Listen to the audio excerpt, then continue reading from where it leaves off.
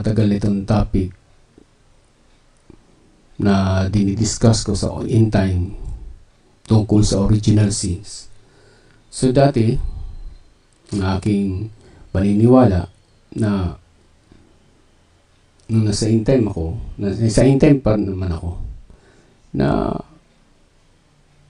ang original sin is bisexual, na si Eve at the serpent nagkaroon ng affair. So dito, bubuksan natin ano ba talaga ang sinasabi ng Bible. If the Bible said na may kinalaman nga yung sinasabi nila, so tuklasan natin. Kasi if it is contrary to the Bible, forget it, kalimutan natin. Pero kung it is connected, my word, into the Bible, so atin to pakinggan at pag-aralan natin mabuti ano ba talaga ang katotohanan behind the Garden of Eden. So mahalaga ito na ating malaman. It's contrary to the Bible na yung sinasabi niya. So dapat natin itong saliksikin ng mabuti. Ano ba talaga sinasabi ng Bible? So bago tayo pumunta dyan, punta muna tayo sa presentation ni Brother Lito Ramirez. Na minsan ang ibig sabihin na hybrid, mixed breed ng aso. So in other words, ang mongrel ay ibig sabihin hybrid.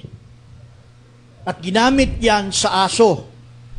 Na kung ibig sabihin, kung may aso, kasi aso ay nagkakaroon ng hybrid na kapag ka-hybrid nagbunga yon, hindi matrace, hindi malaman o hindi ma-identify kung ano at saan siya galing pag hybrid. Wala siyang identity. So kung babalik po tayo sa kasaysayan ng humanity from the time of Adam in the Garden of Eden, doon po ito na yung sinasabi niya sa times of Garden of Eden.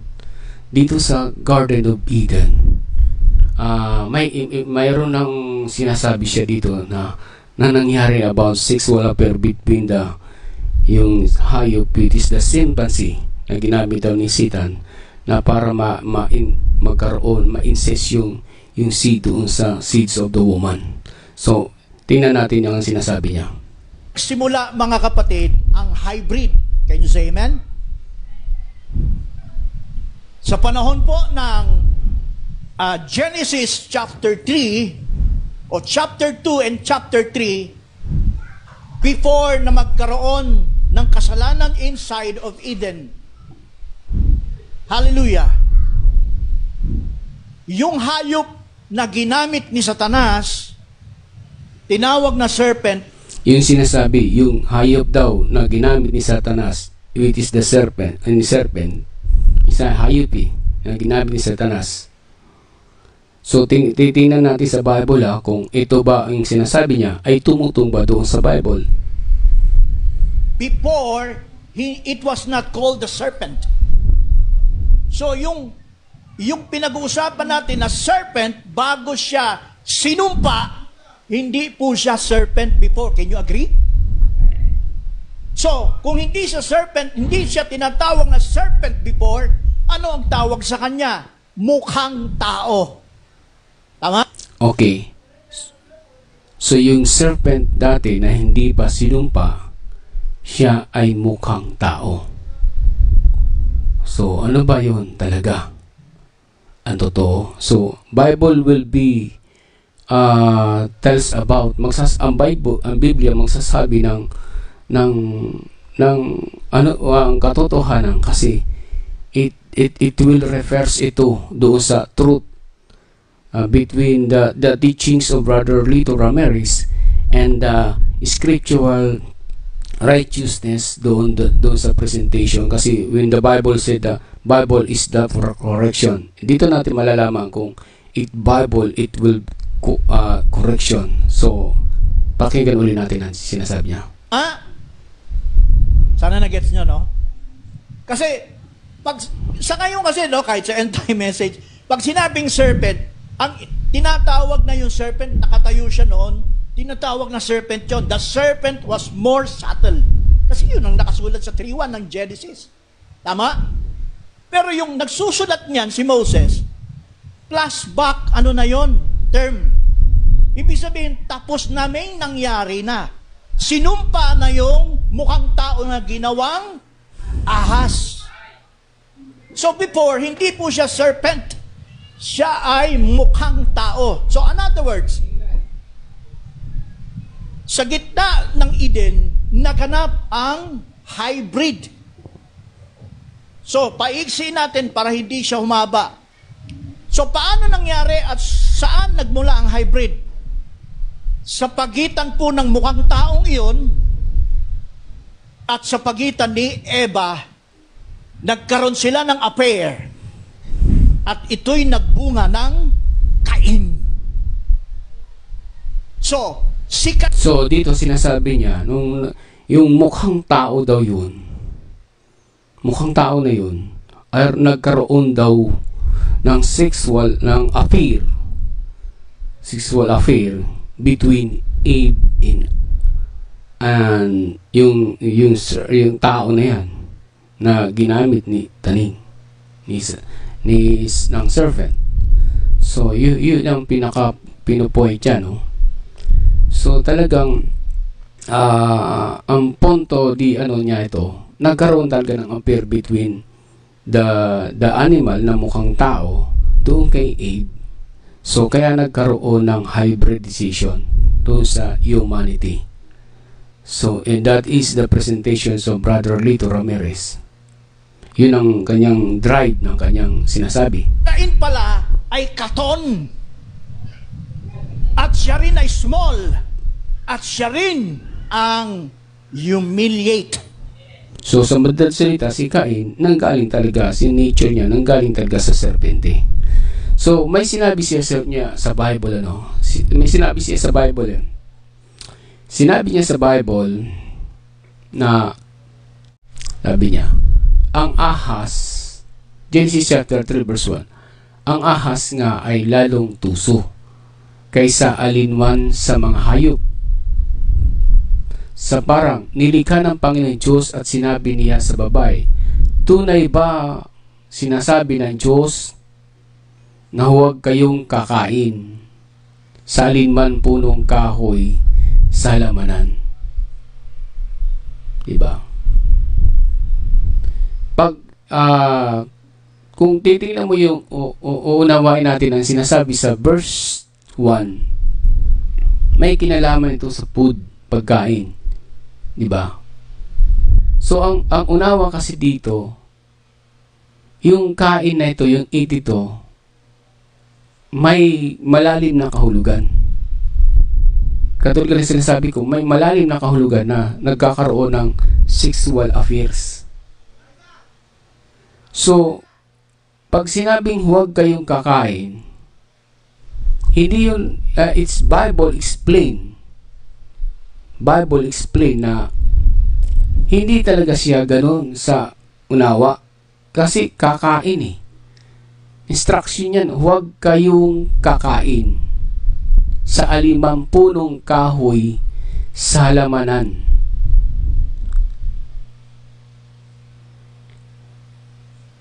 At sinabi niya sa babae na tunay bang sinabi ng Diyos, huwag kayong kakain sa alinmang punong kahoy sa halaman. Ito yung tanong ng serpente, Sinasabi na tinatanong si Abe. Pero ang sabi ng babae,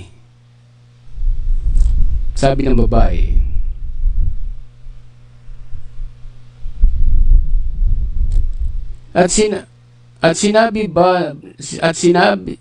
ng babae sa ahas, sa bunga ng mga punong kahoy sa halaman na makakain kami. So, ibig sabihin, sa bunga ng mga punong kahoy sa halamanan ay makakain kami. Tumutukoy talaga sa pagkain eh. Kung uunawain mo siya, tumutukoy siya sa pagkain. Diba? Kung tumutukoy siya sa pagkain, hindi siya parables, Bible explain clearly about the hidden mystery, yung hiwaga doon sa Garden of Eden. Di ba? Kasi dito palang debating na mayroon ng debate between the serpent, doon sa serpente, at kay Eva. So dito, pinapaliwanag, dito, ay tumutukoy sa pagkain. At yung pagkain na yun, may kinalaman yun sa tree of knowledge in good and evil. Diba? So dito, sabi niya dito, datapat sa ito, verse sabi ni Eva, datapat sa bunga ng punong kahoy, ay kahoy na nasa gitna ng halamanan, ay sinabi ng Diyos, ito sinabi ng Diyos, huwag kayong kakain niyaon. So, malinaw, huwag kayong kakain. Hindi naman sinabing, huwag kayong makikipagtalik. Huwag kayong makikipag-appear doon sa serpente. Dito malinaw na sinasabi, mayroon talagang hiwaga. Mayroon talagang great mystery na hiwaga doon sa sinasabi ng serpente. Na sinabi, huwag ninyong hihipuin. Talaga, because the fruit is a supernatural fruit. Doon, yun ang sinasabi ng tree of knowledge and good and evil. Diba? Okay. Siguro Englishin natin, Englishin natin. Nasa 3 tayo. English, sabi sa English, but of the fruit of the tree which is the midst of the garden, English na ito, God had said, you shall not eat. Sabi, God said, you shall not eat. Huwag niyong kakainin of it. Neither your thoughts, you should die.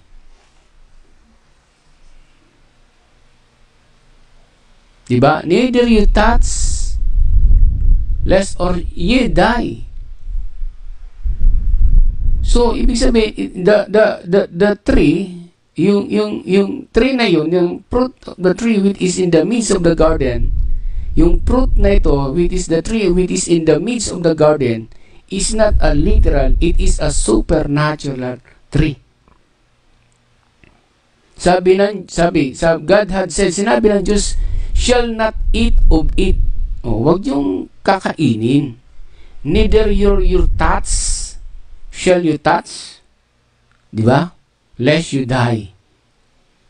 So, means to say, that tree is not literal. It is a supernatural tree na pagka siya ay tinas mo, magkakaroon ng transformation. Yung transformation into your body.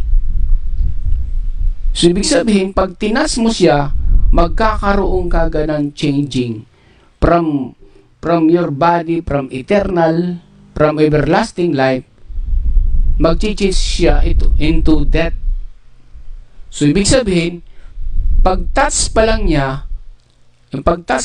doon sa bunga na yun, sa fruit na yun, which is the fruit, sa pag-touch niya doon sa fruits na yun, magkakaroon kagad ng transfiguration. Ibig sabihin, matatransport yung nature ng fruit na yun into their body. So, kasi yung katawan nila Adan noon, nung kumakain pa sila ng tree of life, yung katawan nila forever, everlasting life. But when they touch the tree, when they touch the fruit, papasok na yung kamatayan.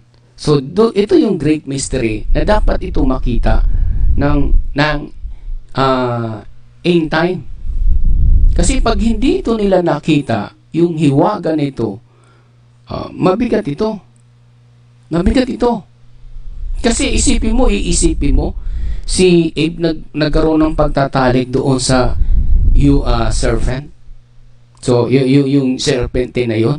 So para sirain. So, yung great mystery dito na hindi nakita ng mga end-time believers, yung hiwaga ng fruits. That's the fruit is a supernatural. Isipin mo, ang Diyos mismo nagsabi, you shall not eat of it. Huwag niyong kakainin. Diba? Ang Diyos mismo nagsabi, huwag niyong kakainin . or neither your thoughts. Kasi your thoughts, yung it kasi, and your thoughts, may kinalaman ito doon sa transfiguration, in transformation ng nature of the fruit into your body. Diba? So, pag nagkaroon ito ng transformation sa inyong katawan,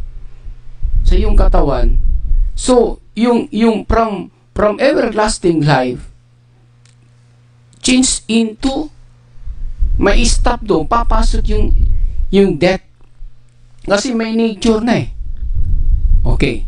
Now, so ito yung hiwaga na hindi ito nakita ng end-time believers na sinasabing yung sinasabing shall not eat of it and neither your thought is lest you die. Verse 4, and the serpent said unto the woman, you shall not surely die.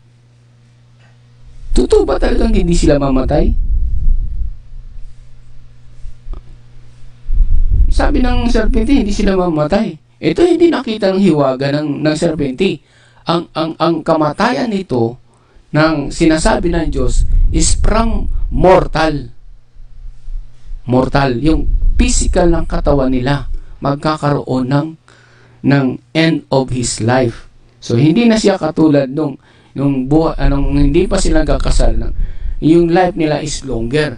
But when he touch and he eats, when he eat and touch the fruit, there will be a changes of his body, of their body.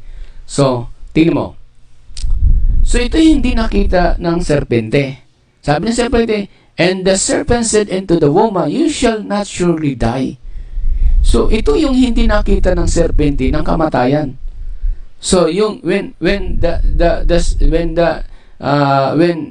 Abe na ito si Abe na hindi tawag to, yung si Abe na hindi nila naunawa na ang ibig sabihin nito ng Diyos, talagang nagkaroon ng doubt.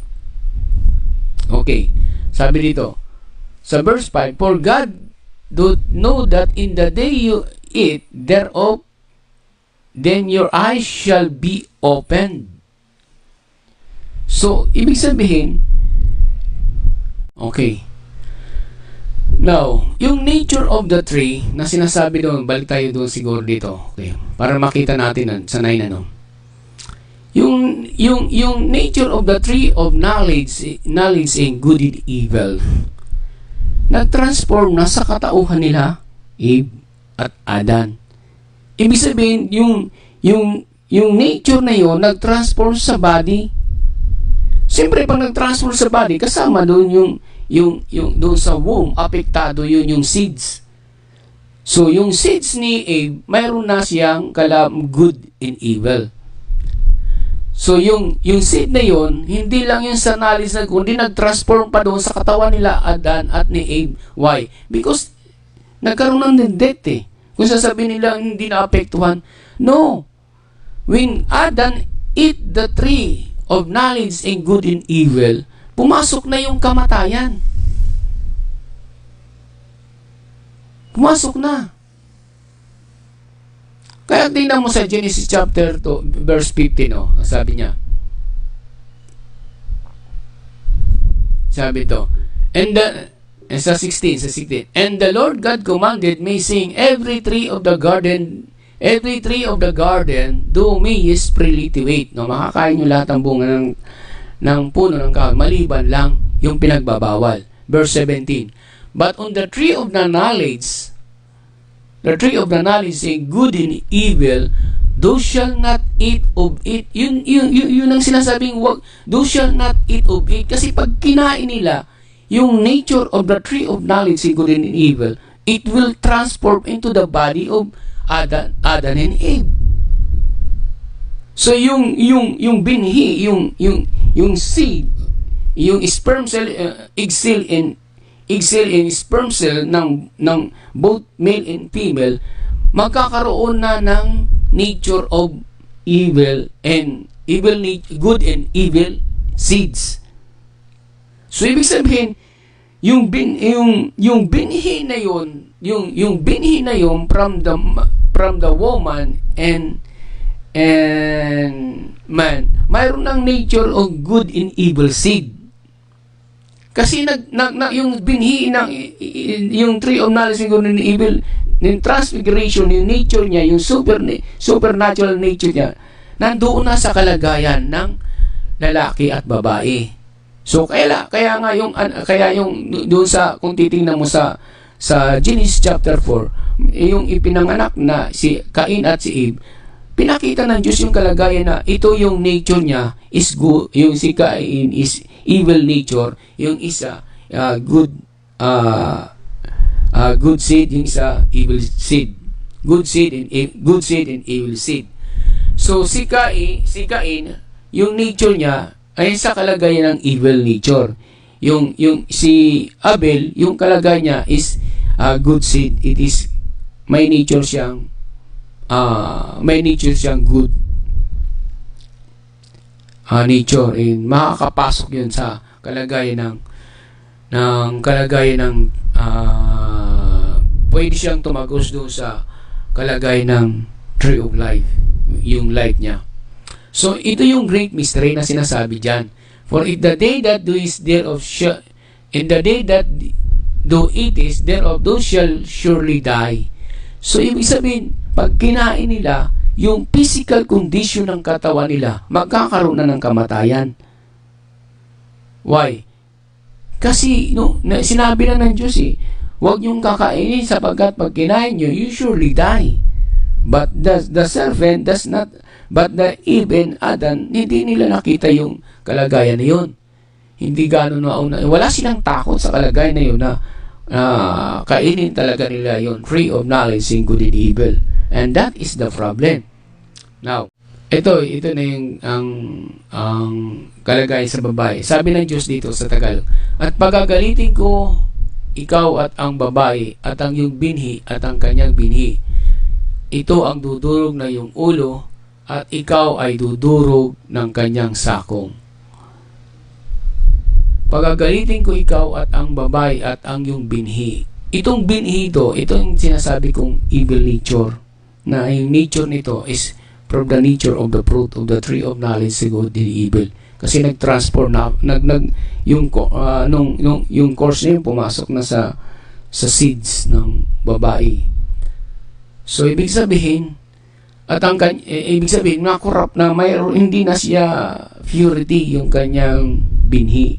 Mayroon ng evil nature na yung yung kalagayan ng babae. Napasok na yung evil nature. So, at dudurog na yung ulo at ikaw ang dudurog ng kanyang sakong. Ito, medyo malalim na ito. So, ibig sabihin dito, kung unahin natin, dito sa, may punishment na Diyos, sinabi niya sa babae, pararamihin kong luba ang iyong kalumbayan at ang iyong paglilihi. Manganganak kang may kahirapan at sa iyong asawa, at may kahirapan at sa iyong asawa, pahinuhod ang iyong kalooban at siya'y papanginoon sa iyo. Ito, buksan natin dito. Ito kasi mabigat itong topic na ito So, itong sinabi ng Diyos, sinabi niya sa babae, pararamihin kong luba ang iyong kalumbayan. Siyempre, during the deliberation ng kanyang pag pregnant, yung panganganak niyang buntis siya, sa kalagayan kasi yung kalagayan ng babae, hindi yan parang easy lang May condition yan, hindi physically talaga unhealed kasi mayroon nga siyang dinadalang sinapupunan. So malumbay ang kalagayan ng babae dyan dahil sa may nature siyang kahirapan. So tapos sa yung paglilihi, manganganak kang mayroong kahirapan. So ibig sabihin pagka ang babae manganganak, talagang mahirap sa kalagayan. Kasi sinabi ng Diyos na may manganganak siyang may kahirapan. So, lahat talaga pag nanganganak ang babae, talagang lumaranas talaga silang paghihirap because of sumpa o galit ng Diyos o parusa ng Diyos sa kalagayan na nangyari kay Adan, at dumalo ito ang sumpa nito sa lahat ng mga babae. Sabi niya, at ang iyong asawa ay pahinuhod ng iyong kalooban. Kaya ang hari dito yung babae, sunod-sunuran dito yung lalaki sa kalagayan during the pregnancy ng babae. So pahinuhod at ang iyong asawa ay pahinuhod ang iyong kalooban, at siya ay papanginoon sa iyo. So siga dito yung babae. Kumbaga salita sa kalagayan, siga dito yung babae, diba? Siga. So brothers and sisters, kaya ko nabuksan ito na gusto kong ipakita dito na nung kinain na nila yung tree of knowledge and good and evil, yung nature of the tree nag-transform na sa katauhan nila Eve at Adan. So si Adan at Eve, sila na yung representation ng tree of knowledge and good and evil. So kaya minsan may anak silang mabait, mayroon silang anak na hindi mabait. May good child, may bad child, may good child, may evil child. Yung ganoon din ang kalagayan kung titingnan mo doon sa Genesis chapter 4 na nanganak si Eve na si Cain.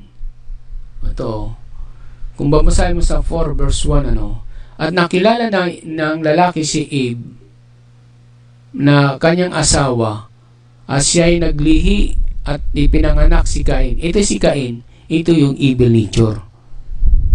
So yung evil nature ito, naganap ito nung pinanganak nga. At nanganak ng lalaki ako at sa tulong ng Panginoon. Unang pinanganak niya ay si Cain.